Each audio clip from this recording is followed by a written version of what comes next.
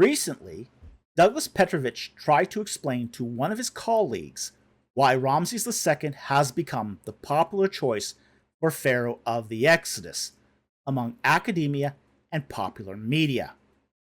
However, there is an inconvenient truth that early date proponents try to hide. Find out what that is and the truth behind Ramses II's popularity as Exodus Pharaoh on this episode of Ancient Egypt and the Bible.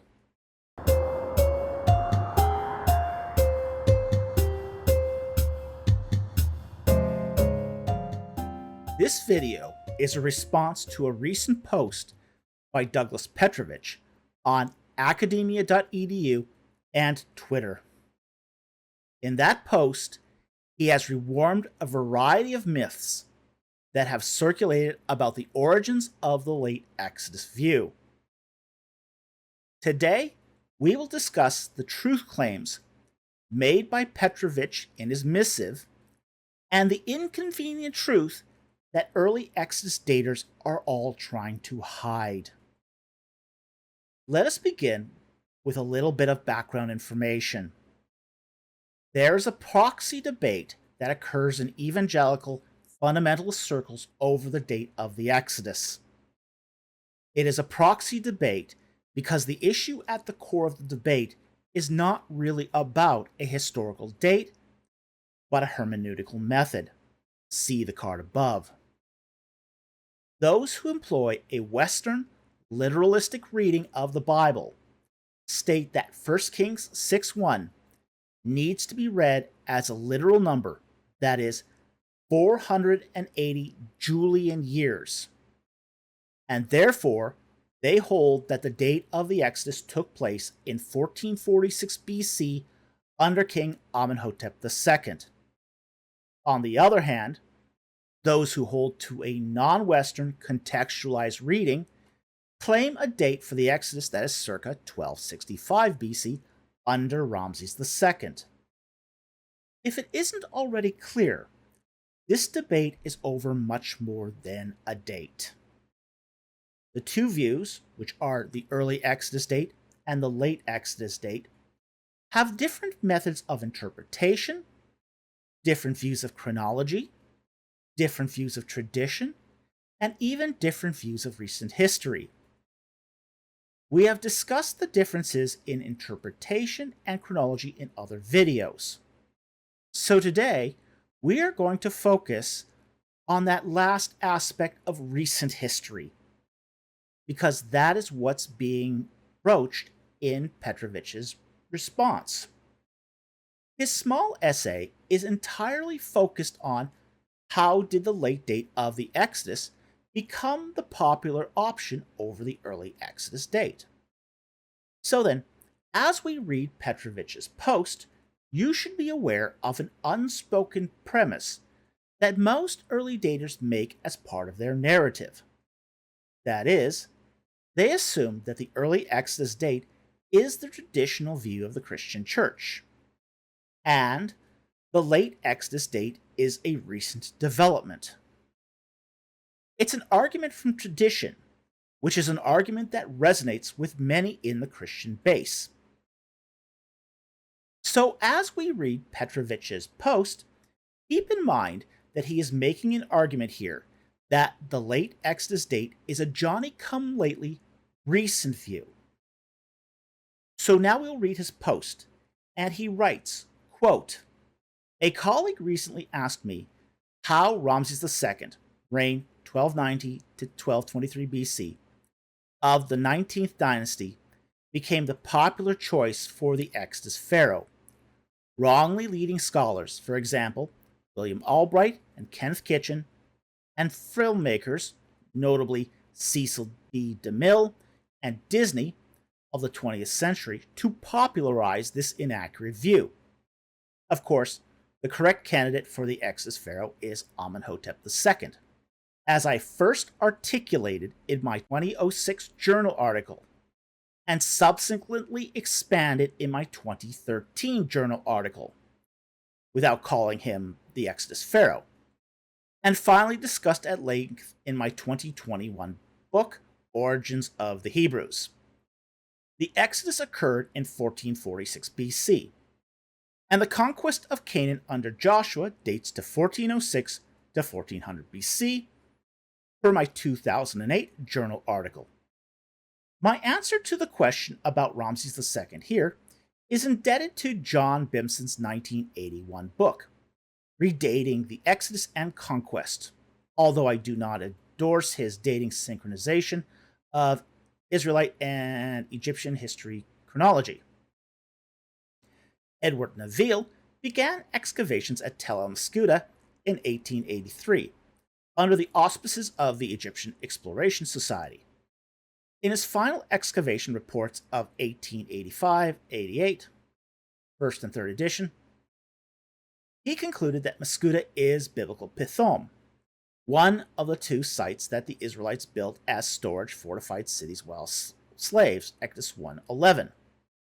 His discovery of Ramesside artifacts at Maskuta falsely led him to believe that the city was built by Ramses II, when in fact it first was occupied from circa 1640 to 1590, during part of the Hyksos period, i.e. equating to the 15th dynasty. The city was not occupied again until the late 7th century BC, during the 26th dynasty. In light of Neville's improper conclusion that Maskuta equates to biblical Pithom, Archibald Sayce wrote in 1900 of Neville's discovery as proof that Ramses II, quote, must have been the Pharaoh of the oppression, end quote. The British theologian Alan McNeill, commenting in 1908 on Neville's conclusion, quote, the discovery is important, for if the statement in Exodus 1:11 is accurate, which there is no evidence to lead us to doubt, the Pharaoh of the oppression is proved to be Ramses II, end quote. What further sank the ship for scholars of this era is that the French archaeologist Pierre Montet wrongly located the residence of Ramses II, i.e. biblical Ramses, at Tanis, due to the large number of statuary and monuments of the 19th and 20th dynasties that were found during his excavations there from 1929 to 1940. These finds actually proved to be, quote, false friends, end quote. However, as no buildings or occupational phases existed at the site until the 21st dynasty. Montfort Beatock proved in 1975 that ancient Tanis merely confiscated these grandiose objects from Pir-Ramses during the 21st dynasty and floated them there, evidently on barges via a water channel. No signs of occupation from Egypt's 12th dynasty, the correct era for Joseph's lifetime, 1915 to 1805 BC, or the 18th dynasty, the correct era for Moses' lifetime, 1526 to 1406 BC, appear at Tanis or Maskuta. So the evidence dispels any notion that the Israelites resided at or built either of these two cities. Although many scholars of the 20th century did not understand this, Maskuta cannot be Pithom, and Tanis cannot be the biblical Ramses. The Israelites resided in Egypt from 1876 to 1446 BC according to a proper understanding of biblical chronology. Add to these alleged identifications of Pithom and Ramses, the archaeological record, for example, burnt layers at sites that were excavated in Canaan, Israel early in the 20th century that allegedly prove that the conquest of the cities on a large scale during the 13th century BC equates to Canaan's conquest under Joshua, and the world becoming convinced during the 20th century that the Exodus and conquest date to the 13th century BC, which falsely popularized Ramses II as Exodus Pharaoh. From there, the charisma and influence of Albright transformed the theory into ironclad dogma and allowed DeMille and Disney to ingrain that falsehood into the minds of the public as gospel truth. Okay, there are a lot of factual errors in this piece. So, this doesn't reflect well upon Brooks Bible College, where Petrovich is currently teaching. So, let's start at the beginning of the article and work our way through it. Okay? And he starts, quote, A colleague recently asked me how Ramses II of the 19th dynasty became the popular choice for the pharaoh of the Exodus, wrongly leading scholars William Albright and Kenneth Kitchen and filmmakers, notably Cecil DeMille and Disney of the 20th century, to popularize this inaccurate view. Okay, one of the things we're going to have to get right out here is that early Exodus daters often are going to make William F. Albright the boogeyman. He's the boogeyman of the of the early Exodus daters, okay? And he's often blamed for starting the late Exodus view. And we're going to see Petrovich do this. For example, J.J. Bimson in Redating the Exodus and Conquest, 2nd edition, pages 15 and 74, basically lays the whole idea of the late Exodus view at the feet of William F. Albright. Petrovich is essentially his mentor, Bryant Wood, also does something similar. Quote, with new discoveries and additional analysis, the arguments for a 13th century Exodus conquest have steadily eroded since the death of its founder and main proponent, William F. Albright, in 1971, end quote. That's from Bryant G. Wood's Rise and Fall of the 13th Century Exodus Conquest Theory in Jets, 2005, page 489, okay? However, neither Bimson nor Wood recognize that the 13th century Exodus theory long predated Albright by almost a century. And the reason why they don't recognize this is because it would be very, very inconvenient.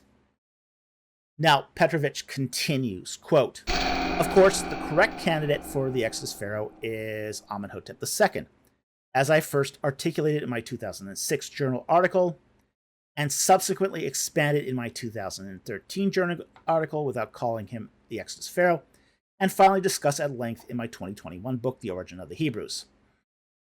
Now, Petrovich's 2006 and 2013 articles, and even his 2021 book, are laughably bad. They're jokes of scholarship. But here he claims to be the first person to articulate the early Exodus date as coinciding with Amenhotep II. Now, this statement is the first untrue thing he says. The fact is, many authors had connected the two prior to Petrovich. Both James Orr in 1906 and James William Jack in 1925 identified Amenhotep II as the Exodus pharaoh and date him to 1446 BC.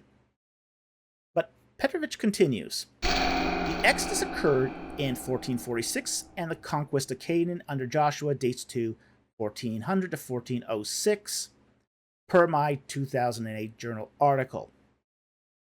Okay, now, the truth of that aside, and there's a lot of reason to contest those dates, and we do that in other videos, this too was all postulated by Orr and Jack. Okay, so Petrovich is not the first or even the best representation of this view. He's just sort of staking a claim here and hoping nobody notices. Petrovich also continues, quote, my answer to the question about Ramses II here is indebted to John Bimson's 1981 book, Redating the Exodus and Conquest. Now, it's ironic here that Petrovich relies on Bimson for the history of the Exodus debate. Bimson largely gets the details of the debate wrong, and Petrovich doesn't do his due diligence in looking up the history of the debate himself. In short, Petrovich's failure to fact-check Bimson is his failure to do the essentials of sound scholarship. See, one of the things is, it's not only enough to know the facts, you also have to know where the views come from. What are their origins? What predicated those views? What was the evidence that brought rise to those views?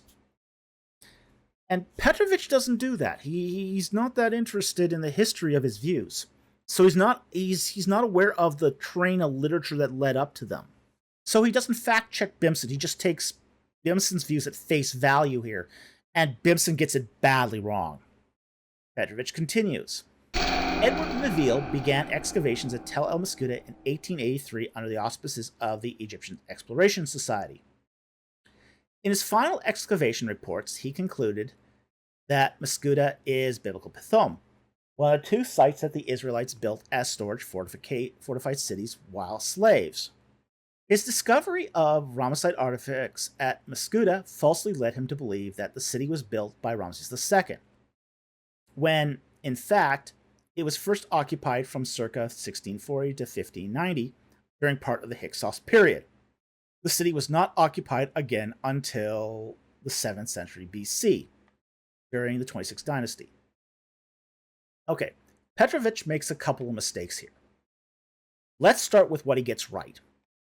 Neville did identify Tel El Mascuda as Pithom, and there were Ramesside remains found at Tel Mascuda. Hoffmeyer and Rensburg, Journal of Ancient Egyptian Interconnections, 2022, page 5. But the site did not become Pithom until the 7th century. John S. Holliday, 1982, pages 1 to 59. However, it was also discovered that prior to the 7th century, Pithom was located at Tel El Rataba, where several statues of Ramses II have been discovered, proving that Tel El Rataba was the Ramesside Pithom. Again, Hoffmeyer and Rensburg, page 10. Now, Petrovich here makes a mistake in thinking that just because a site was occupied prior to a naming, that it precludes it from being another site. Okay? So he's making a mistake here that just because a site was occupied before, like Tel Rataba was occupied before it was renamed by Ramses II. But that doesn't mean it isn't Pithom. So, and this is true of many sites, where a site can be occupied, rebuilt, rechristened, and renamed. So, in the ancient world, rebuilding oftentimes counts as building. It is a kind of building.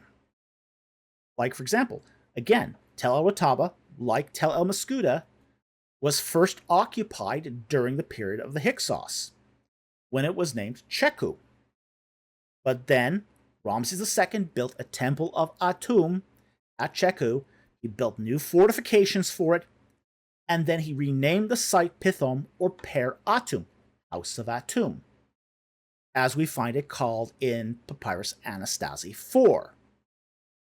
So, just because a site had been occupied earlier and had some construction done on it earlier does not prevent it from being, say, either Pithom or Paramses. Now, in the case of Pithom, there was occupation prior to the Israelites building the storage silos there. Whereas, say, at Paramses, there wasn't. It was a virgin site. Petrovich continues. In light of Neville's improper conclusion that Mascuda equates to the biblical Pithom, Archibald Sayce wrote in 1900 of Neville's discovery as proof that Ramses II must have been the pharaoh of the oppression. At the end of the 19th century, early 20th century, it was already debated whether the Exodus pharaoh was either Ramses II or Meneptah. In 1896, Flinders Petrie discovered the Meneptah Libyan victory stela. And this actually played more of a role in cementing the idea of a Ramesside exodus than Neville's claims. In fact, Neville's identification of Tel El Mascuda as Pithom very, very quickly was overshadowed by Petrie's discovery.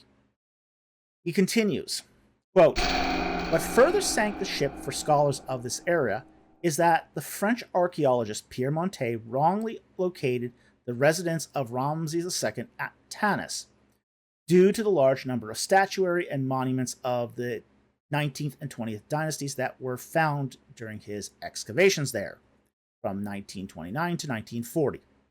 These finds actually proved to be false friends, however, as no buildings or occupational spaces existed at the site until the 21st dynasty, end quote. Montet's claim to have found the city of Ramesses was always in doubt. As early as 1941, Labib Habashi recognized that the stones at Tanis had been reused from another location. Petrovich, citing Montet's error here, does seem to be irrelevant to his argument. So I'm not exactly sure why Petrovich is bringing this up. He continues. Manfred Bietok proved in 1975 that ancient Tanis merely confiscated these grandiose objects from Ramesses during the 21st dynasty and floated them there via a water channel, end quote. The work of showing that Tanis recycled stone from Ramesses was begun by Labib Habashi in the 1940s. Bietok eventually proved Habashi's claims in the 1980s. However, again, I don't really see how this is relevant to Petrovich's point. Petrovich continues. No signs of occupation from Egypt's 12th dynasty, the correct era of Joseph's lifetime, or the 18th dynasty, the correct era of Moses' lifetime, appear at Tanis or Maskuta. So, the evidence dispels any notion that the Israelites resided at or built either of these two cities. End quote. By doubling down on his 1446 BC Exodus date, Petrovich presents a red herring. We all agree that Tanis is not Ramesses, and Maskuta is not Pithom. We now know that Kantir is the site of Ramesses, and Tel El Rataba is the site of Pithom. The former site, that of Ramesses, had no occupation prior to the reign of Ramses II. And the latter site, the Tel El Rataba site of Pithom, was abandoned during mid-Dynasty 18, from the reign of Thutmose III until the reign of Seti I. Moreover, the Bible does not say that the Israelites built these sites in their entirety, but were said to build the storage cities of those sites, which are the storage magazines used around the temples built there. The Bible's claim for what the Israelites built is a lot narrower and more modest than what Petrovich is claiming. Furthermore, there is circularity to Petrovich's reasoning here. He assumes the correctness of the early Exodus date to dismiss identifications of cities. But what if the candidates for those cities can be established without doubt, and his dates are still incongruent with the archaeology of those cities, as is shown in the case of both Kantir, Ramesses, and Tel El Rataba, Pithom. Petrovich here is exercising atrociously fallacious reasoning. He continues, quote, although many scholars of the 20th century did not understand this, Maskuta cannot be Pithom, and Tanis cannot be biblical Ramses. Again, we know the location of the biblical Ramses and biblical Pithom. So, what is the relevance here? The problem is that both the biblical Ramses, which is Tel Kantir, and biblical Pithom, which is Tel El Rataba, still point to the Pharaoh of the Exodus being Ramses II, not Amenhotep II. So, I don't get how this is helping his case any. He continues, quote, "The Israelites resided in Egypt from 1876 to 1446 BC according to a proper understanding of biblical chronology." Okay, this is sleight of hand. Petrovich talks about the mistakes of early Egyptologists, then switches to, quote, biblical chronology without explanation or support. His understanding of chronology, whether it be biblical or Egyptological, is anything but proper. Essentially, what he does is he takes a certain view of biblical chronology, and there are various different views of biblical chronology, not just one of them, and he grafts that view on his own specialized, unique high chronology that's totally different than the standard high chronology. So there's nothing proper or normative about his view. It's just whacked.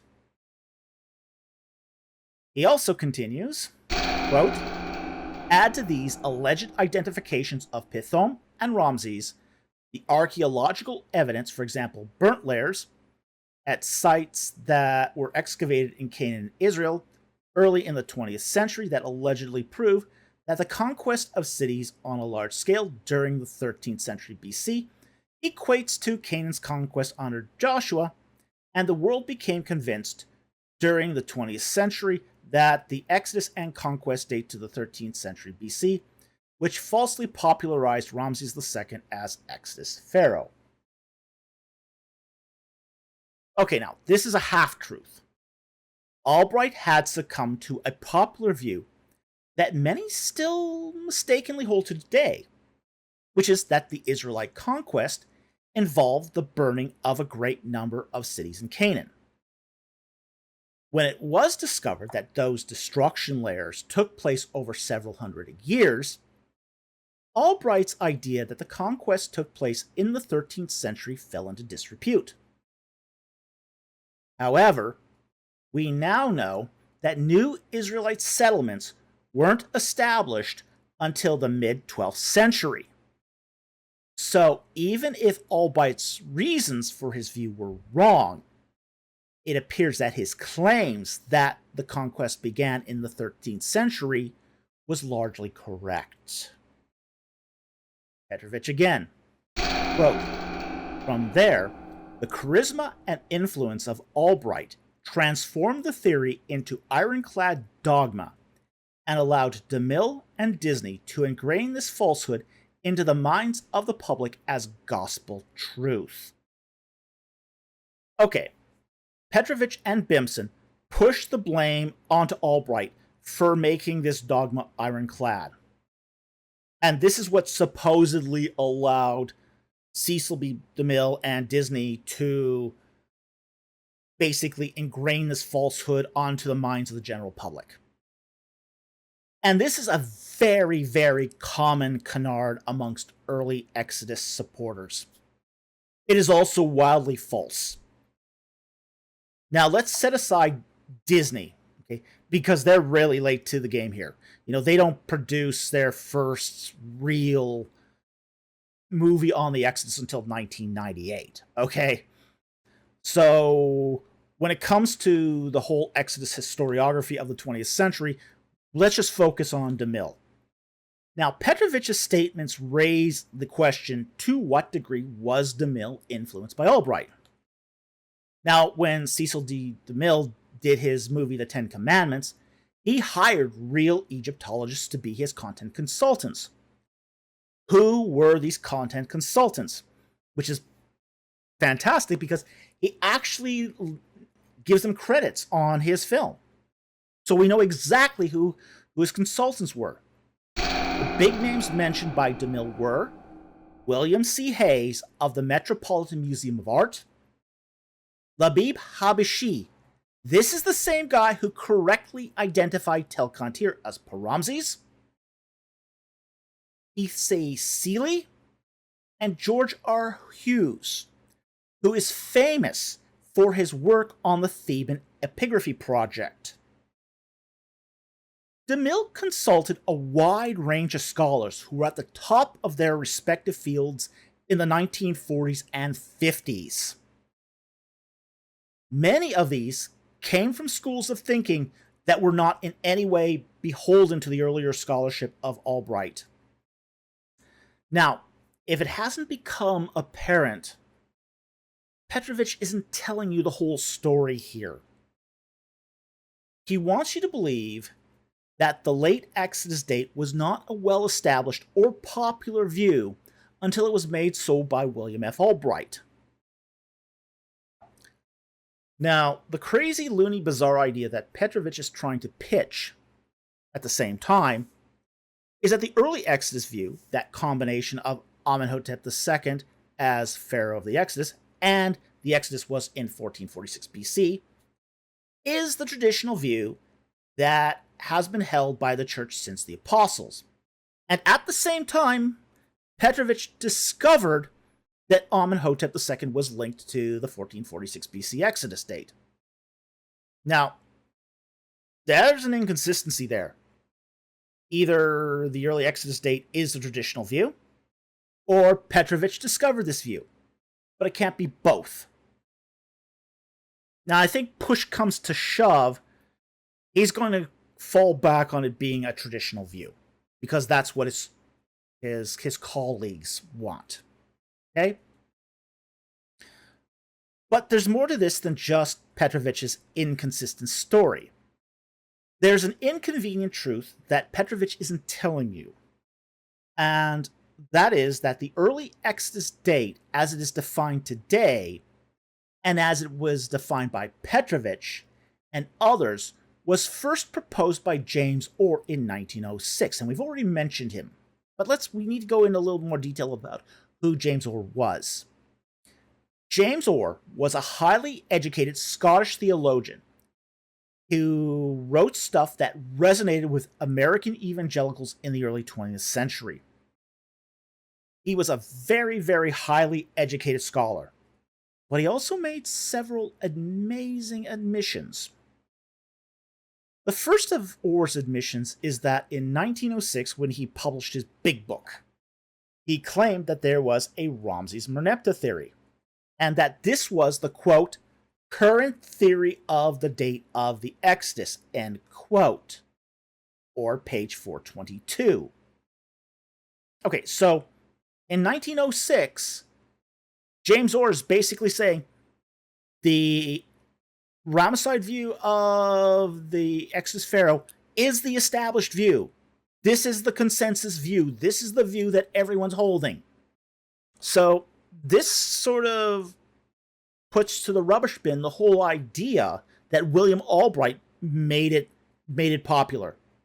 It was already popular in 1906. It was the predominant view in 1906. And James Orr proves it. But Orr also states that his view that Amenhotep II was the Exodus Pharaoh in the 1440s was a new hypothesis, or page 424. Now, unlike Petrovich, Orr really was the guy who invented this view. This idea of attaching the date of the Exodus to the 1440s to Amenhotep II is Orr's idea. He came up with this view. New in his day, it was a new idea, and it was a new idea in his day. James Orr's view had never been heard of prior to Orr's publication. He was the guy who came up with it in 1906. However, because of how Orr positioned himself as the champion of conservative literalism against liberal continental theology, all his views, even the ones that he invented from whole cloth, were suddenly taken as gospel truth by many fundamentalists. And the fundamentalists worked those views into their traditions. The fact is that the late Exodus view has been the dominant view since C.R. Lepsius proposed it in 1853, when this debate was first being raised. Modern fundamentalists conflate 100 years of their tradition that started with James Orr with the supposed church tradition that goes back to the apostles. And any view they haven't heard of doesn't have a history that predates their own in their way of thinking. It is a terrifying blind spot to all things historical and exegetical. The problem is that people in the early Exodus date community suffer from an amnesia of history. And even though the late Exodus view is the popular choice among historians and the media, the longevity of this view persists because the view better accounts for the evidence. That is, however, a different video. So with that said, I hope you found that interesting. I hope you learned something. Thank you very much for watching, and we will see you next time on Ancient Egypt and the Bible.